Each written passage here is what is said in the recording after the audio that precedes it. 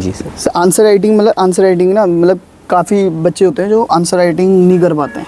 मतलब लाइक जैसे आपने बोला कि नोट्स बना दिए, या फिर पढ़ते टाइम भी जैसे हम पढ़ते हैं तो अपने शब्दों में मैंने ये चीज़ देखी, प्रॉब्लम आती है कि ज़्यादातर मेरे को ये लग रहा है, क्योंकि कभी पहले मेरे को भी होती थी, पर मैंने काफ़ी मतलब इम्प्रूवमेंट की है अपने में कि आंसर राइटिंग के। बहुत बेहतरीन आपका सवाल है। अपने मन से लिखना फिर या फिर जो पढ़ना, फर्क है। हाँ देखिए तो वो होता क्या है कि बच्चे किताबी हो जाते हैं, जैसा कि मैंने पूर्व में आपको बताया इससे पहले वाले प्रश्न में, बच्चे गाइड या किताब लाते हैं, उसको हूबहू उतार लेते हैं और एक चीज़ कहना चाहूँगा, मेरा मतलब लॉकडाउन के टाइम हुआ था, उस टाइम से मेरी ना हैबिट गलत बन गई थी। मैं आंसर राइटिंग इतना नहीं, एमसीक्यूज वगैरह और जो क्वेश्चन आंसर होते हैं, आंसर जो उसे बोलते हैं अपने शब्दों में लिखना है, अभी पढ़ा हुआ जो अपना ज्ञान है उस पर लिखना है, आंसर करना।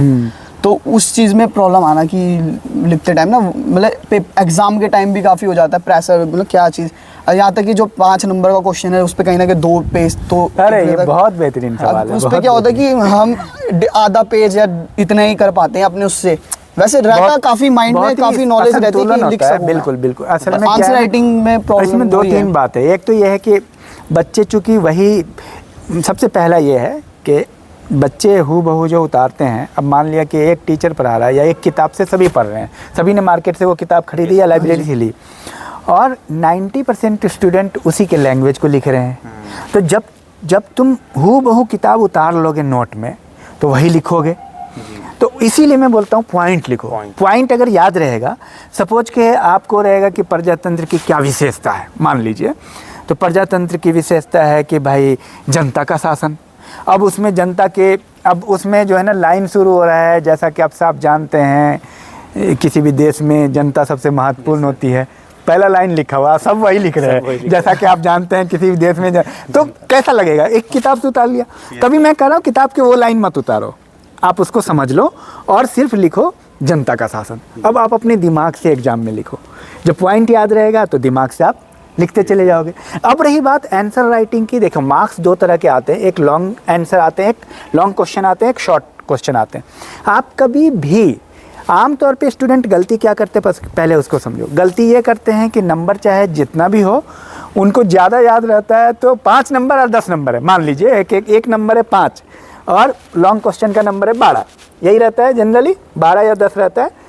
तो बच्चे क्या करते हैं, अगर शॉर्ट क्वेश्चन भी उसको खूब याद है ना तो उसको 5 पेज में लिख देते हैं। ये बहुत बड़ी गलती करते हैं। आप ये देखिए, एग्ज़ाम से पहले जाने के पहले आप सोचिए कि क्या स्ट्रक्चर है। आपको 5 लॉन्ग क्वेश्चन करना है, 5 शॉर्ट क्वेश्चन करना है। मान लीजिए मैं उदाहरण दे रहा हूँ, लॉन्ग क्वेश्चन 10-10 नंबर के हैं, 50 नंबर के हो गए, और शॉर्ट क्वेश्चन 5-5 नंबर के हैं, 25 नंबर हो गए, 75 नंबर हो गए।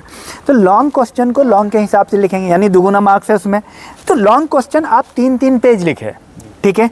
तो शॉर्ट पेज ऑटोमेटिकली कितना लिखेंगे, 1.5 पेज, 1.5 पेज ऑटोमेटिकली, ठीक है।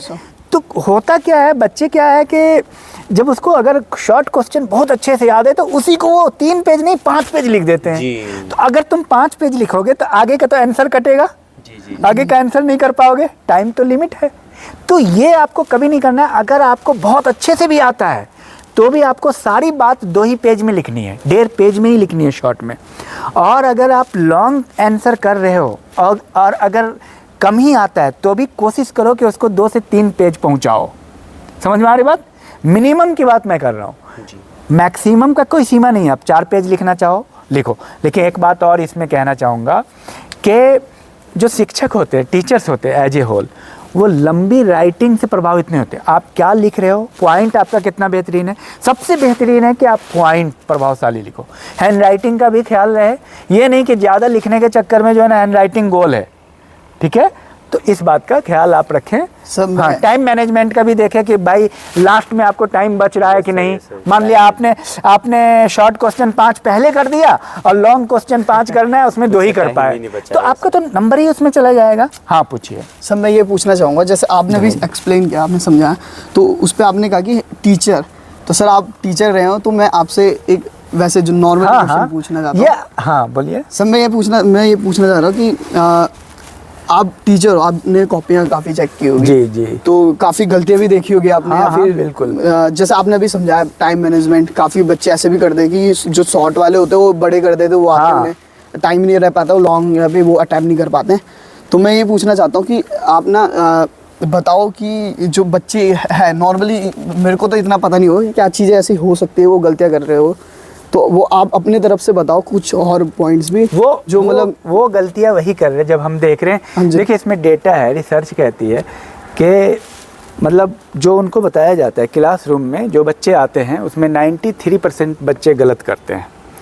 वो बात नहीं मानते टीचर की, वो नहीं करते हैं, जो ये वीडियो सुनने के बाद भी वो वही करेंगे ये भी मैं बता दे रहा हूँ, क्योंकि भाई सक्सेस का जो रेशियो है ना वो कम है, ठीक है।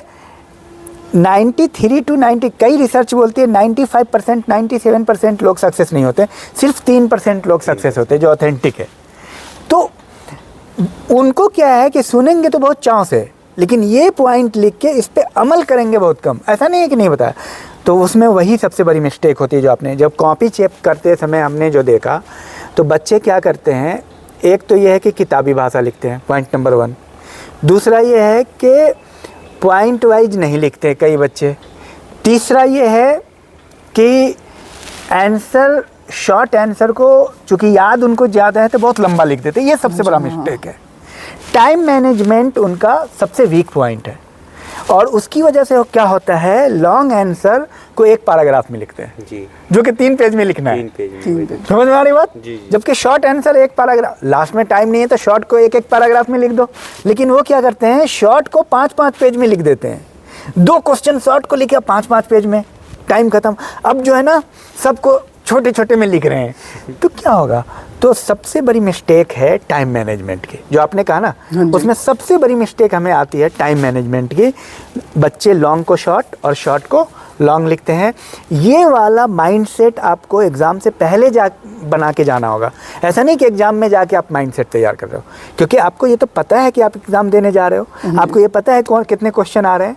तो आप पहले से सोचो कि एक क्वेश्चन में कितना मिनट देंगे। हम लोग ऐसे ही सोचते थे, अगर एक क्वेश्चन में आपका 18 मिनट आ रहा है, 18 पंचे 90 यानी 1.5 घंटे में आप फुल बड़ा क्वेश्चन कर पा रहे हो, या 25 मिनट में कर रहे हो, ठीक है, क्योंकि 3 घंटे का एग्ज़ाम है। तो आपको ऐसे सेट करना है कि 25 मिनट आपको बड़े क्वेश्चन में देना है, या 20 मिनट देना है, या 25 मिनट देना है। अब बाकी rest of the time you will divide into 5।